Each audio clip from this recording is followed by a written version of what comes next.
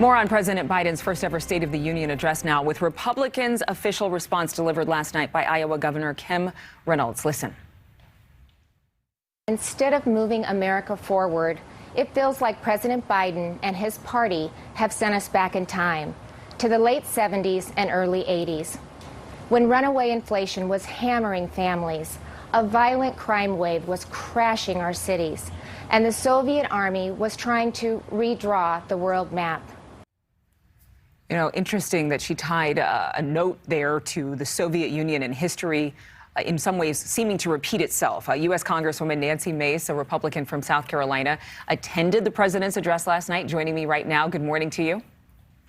And good morning. Thank you for having me this morning. Absolutely. I want to talk about the GOP official response from Kim Reynolds. This conversation about inflation and about what America needs right now, what do you think that President Biden got right in terms of his speech? And what is it that we need to see change as a result of perspective, considering the mess that we're in currently in regards to inflation and the economy? Yeah, no, for sure. I think, first of all, having both chambers of Congress, the Senate and the House, in the same room, both parties, both chambers, with the speech with the President of the United States is a great step in the right direction. They lifted some of the COVID rules, so we didn't have to wear masks, since you had higher turnout, especially from the Republican side. My initial sort of takeaways is everyone, a lot of folks are going to bash what Biden had said last night because we disagree on policy. But, the one thing that I did take away is the optimism that he delivered in his speech. I think it's important, even when we disagree, to recognize that that's a good thing for our country right now. And I heard some bipartisan talk last night, but I wish I had heard more because of the inflation crisis that we're having right now, the kind of spending, the kind of taxes we've seen, they're going to go up as a result of things like the infrastructure bill. What are the ways that we can work together for the people that elected us to office? Because Americans are hurting. I know that in my district in South Carolina, the cost of shelter to buy a home or to rent is up 25% over a year ago.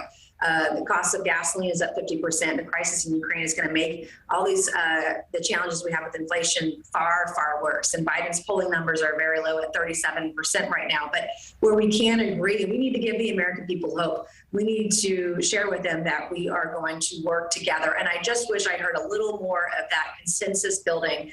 When it comes to inflation, I really didn't get an answer on that, because some of the contributing factors to inflation are, number one, all the money that the Federal Reserve prints. Number two, the deficit spending, which, by the way, is not just a Democrat problem. Republicans have been responsible for that for the last several years as well. But also the tax increases that are going to happen, and the pressures that he wants the government to put on businesses with price controls. That will stifle innovation and R&D and research, and actually make some of the problems we have worse.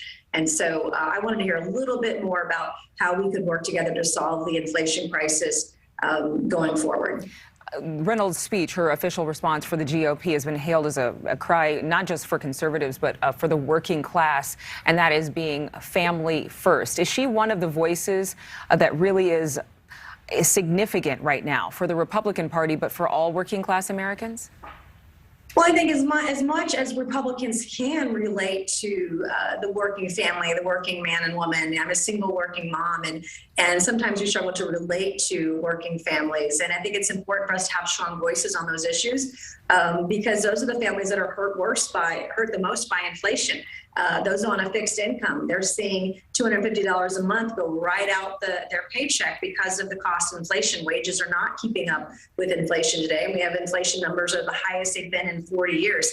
On top of that, we had over 2 million apprehensions at the southern border. And I know President Biden talked about the opioid epidemic, but you can't fix the opioid epidemic if you're not fixing the border. We have so many drugs coming across into our country right now. And so all of these things play together and harm the working family. And those are the kinds of voices that we need to be, and stories we need to be sharing and talking about. Congresswoman Mace, thank you so much. Thank you so much for watching. Make sure to click on the red subscribe button below so you can get more of NewsNation's fact-driven, unbiased coverage.